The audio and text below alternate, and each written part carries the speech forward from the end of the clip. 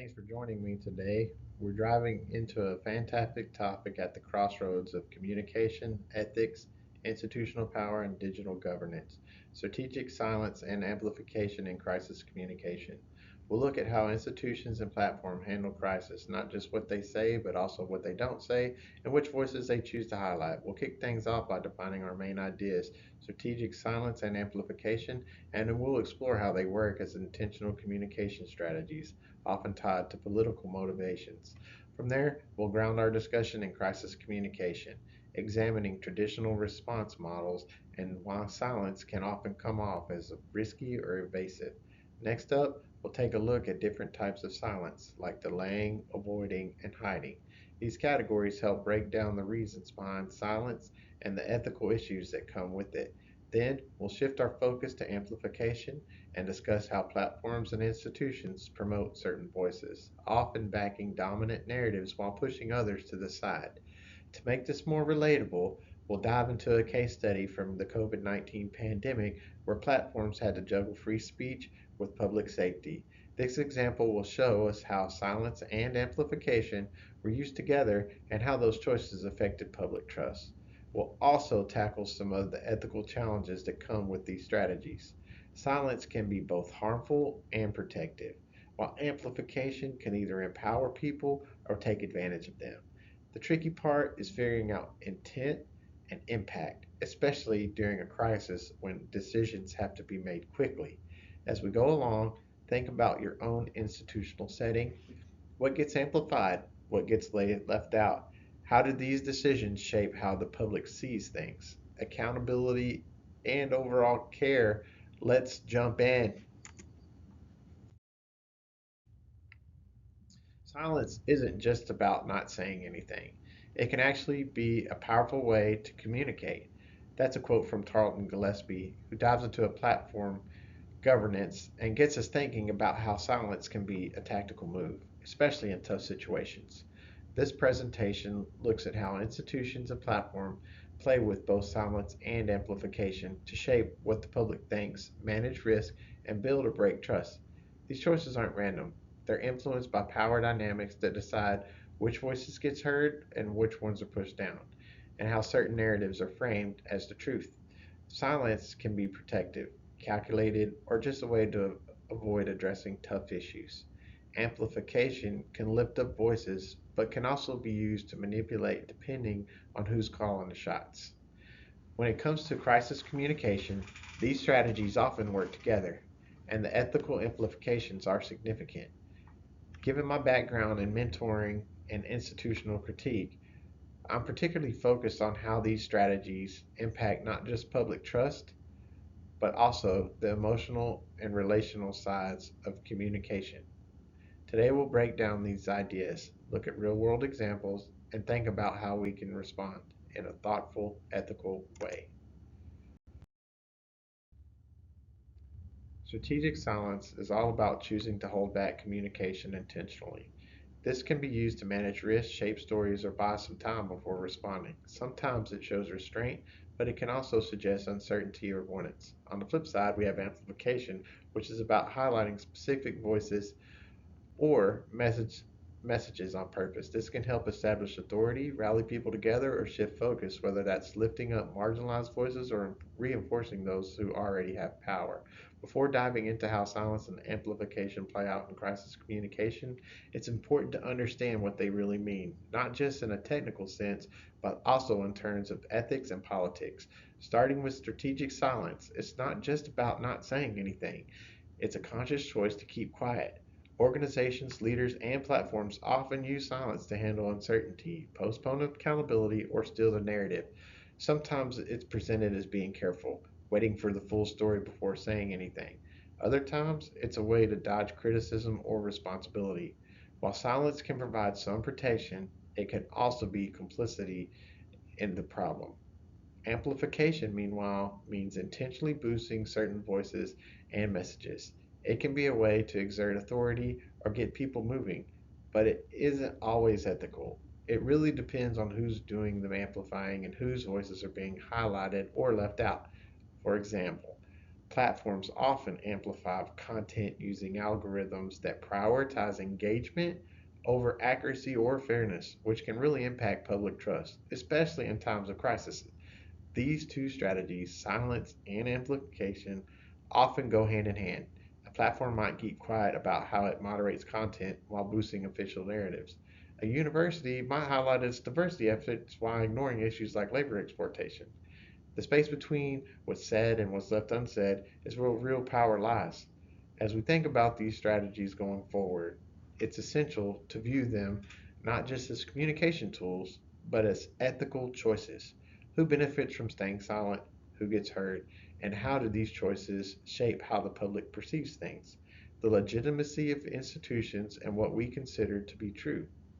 These questions are especially crucial in crisis situations where communication is about much more than just sharing information. It's really about care, accountability, and building trust. Let's take a moment to break down what we mean by crisis communication. A crisis isn't just some minor bump in the road, it's a serious situation that puts the credibility, safety, or reputation of a company, organization, or individual at risk. These crises often come up unexpectedly and are fueled by strong emotions that require quick action. Think of things like a data breach, a health emergency, or a scandal involving leadership. In these moments, a fast response is crucial, but they also highlight the ethical dilemmas in organizations' choice to communicate or not to communicate. Now that we've talked about strategic silence, let's see how it works in real life. Silence isn't just one thing, it varies based on what people mean, the situation, and what organizations are trying to achieve. Here are three ways to think about how silence plays out in crisis communication. First up, there's delaying silence. This is often seen as being responsible and careful. Institutions might hold back comments while they check their facts and talk to their lawyers or figure out the risk. In some cases, this is the right move since it helps avoid the spread of false information and allows for a more thoughtful response. But if the situation is serious, delaying silence can come off as dodgy. Next is avoiding silence, which is a more tactical approach. Here, silence acts as a way to steer attention away from what the organization should be accountable for. For instance, like we said, a university might choose not to comment on their labor issues while promoting its diversity efforts. A tech company could ignore concerns about biases in their algorithms while highlighting their safety features. Avoiding silence is really about controlling the narrative, deciding what gets attention and what gets hidden. Lastly, there's hiding silence, which is the most problematic. This involves keeping things under wraps, like harm, risk, or intentional conflicts to protect their image. Think about organizations that stay quiet on issues like sexual misconduct or environmental damage until the public outrage forces them to speak up. Hiding silence is more than just a communication tactic, it's about power. It protects the organization while sacrificing transparency and accountability. What's crucial to understand is that silence isn't neutral, it shows power dynamics, intentions, and consequences. In crisis situations, silence can either build trust or break it, depending on who's being protected and what's being silenced.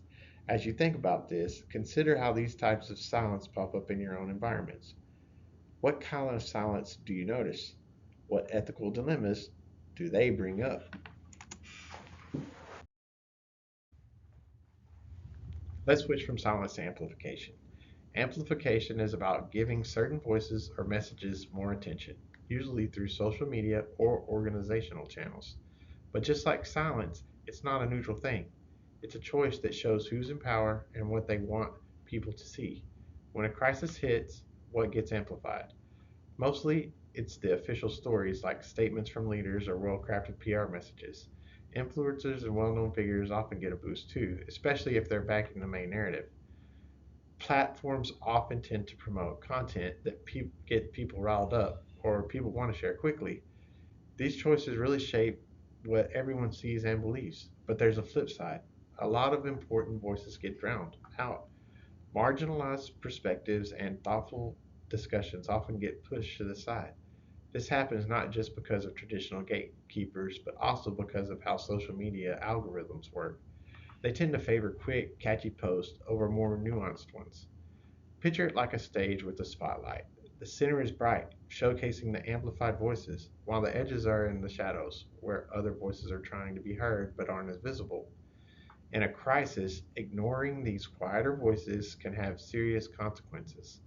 It can erase real experiences and mess up public understanding. It makes you wonder, who gets to control the spotlight? Who decides what's worth amplifying and why? And how can we, whether we're teachers, strategists, or working in institutions, push back against amplification that just keeps things unfair? These are the things we'll keep exploring as we dive deeper into crisis communication. This case study highlights the key concepts relevant to our discussion. During the COVID-19 pandemic, digital platforms faced significant pressure to manage the flow of information as public health, political stability, and their credibility were all at stake. Initially, many platforms practiced strategic silence. In the early stages of the pandemic, they hesitated to address misinformation, citing concerns about free speech, technical limitations, and the challenges of identifying harmful content. This delay, whether intentional or not, allowed conspiracy theories, pseudoscience, and politicized narratives to spread unchecked. Their silence was not just a passive response, it was a deliberate choice that influenced public discourse. This was followed by a phase of amplification. Platforms began promoting authoritative sources such as government agencies, health organizations, and select media outlets. Concurrently, they flagged or suppressed dissenting voices, even those that raised legitimate concerns or challenged official narratives. This shift was framed as a move towards safety and truth, but it also raised important questions about censorship, bias, and the politics of visibility. The outcome was a fractured public trust. Some users felt reassured by the amplification of expert voices, while others perceived it as manipulation, an attempt to control the narrative and silence the dissent.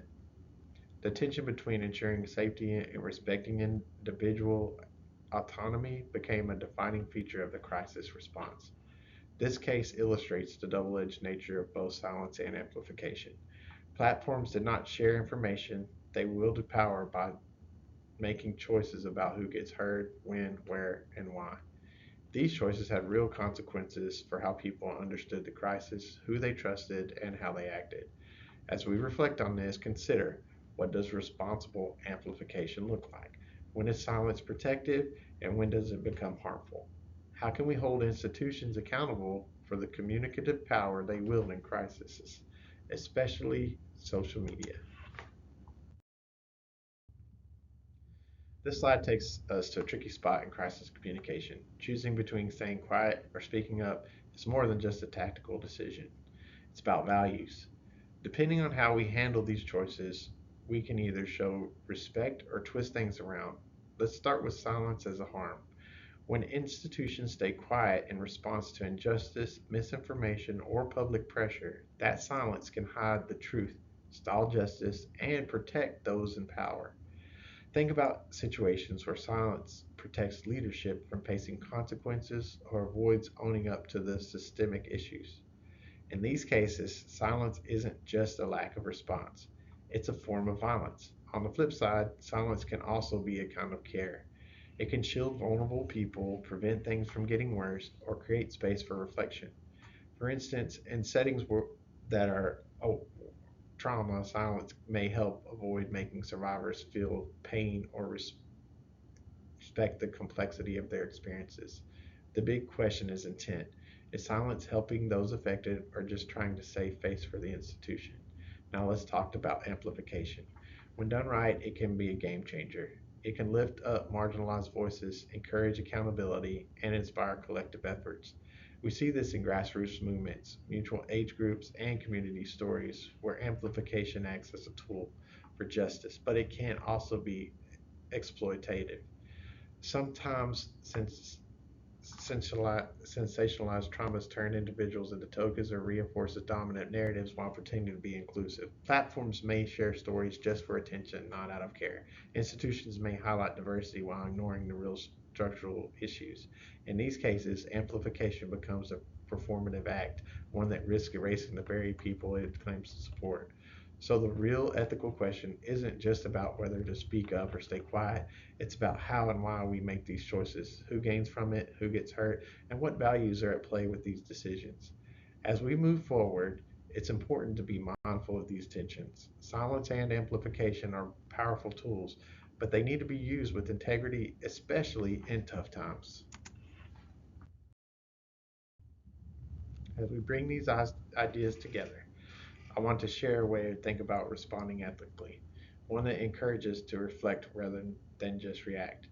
When crises hit, organizations often fall back on control, manage risks, protecting their image, and minimizing chaos. But ethical communication calls for a different approach. It asks us to focus on care, transparency, and accountability. This slide presents three key questions. First, who's benefiting from this silence? This helps us dig into the intent behind it. Is the silence there to protect those in need, or is it just shielding those in power? Next, what voices are missing? This makes us think about who's being left out and whether we're actually giving a platform to those who need it, or if we're just erasing them.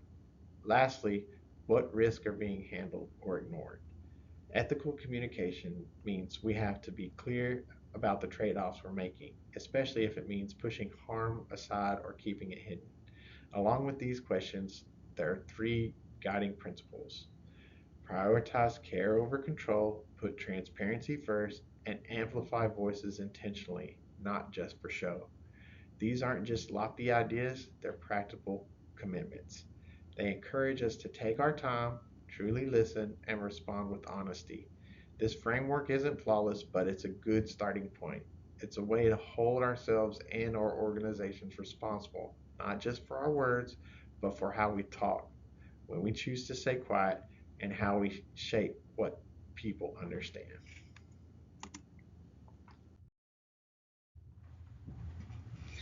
As we approach the conclusion of this presentation, let's revisit the guiding principle of our exploration. Silence and amplification are powerful, intentional choices, often shaped by urgency, crisis, and significant ethical implications. We began by defining two pivotal concepts. Strategic silence is the powerful withholding of communication employed to manage risk and defer accountability, or safeguard institutional interests. On the other hand, amplification is the conscious elevation of voices or narratives, sometimes to empower, sometimes to distract, frequently influenced by platform algorithms and institutional priorities. We examined the manifestation of these strategies in crisis communication. While traditional models prioritize speed and transparency, they often neglect the emotional and relational aspects essential to public trust. We analyzed the different types of silence: delaying, avoiding, and hiding, each reflecting unique power dynamics. We also delved into amplification's dual nature. While it can uplift more marginalized voices, it can also exploit trauma or perpetuate or other narratives. Through our COVID 19 case study, we witnessed how platforms navigated public pressure, misinformation, and legitimacy using both silence and amplification. This has resulted in a trust landscape marked by fragmentation, one that continues to affect us today. Next, we confronted the ethical dilemmas embedded within these strategies. Silence can be both harmful and protective. Amplification can be empower or it can be performative. The real challenge lies in discerning intent, impact, and accountability. At last, I presented the framework for ethical response, inquiring who benefits from silence and whose voices are absent, and what risks are being managed or overlooked. These questions are more than just theory. They're practical tools for anyone engaged in institutions, education, media, or advocacy. So I leave you with this. In moments of crisis, communication is what transcends strategy. It is our responsibility. Our mission is to speak with care, amplify with integrity, and demand accountability for silence. Thank you.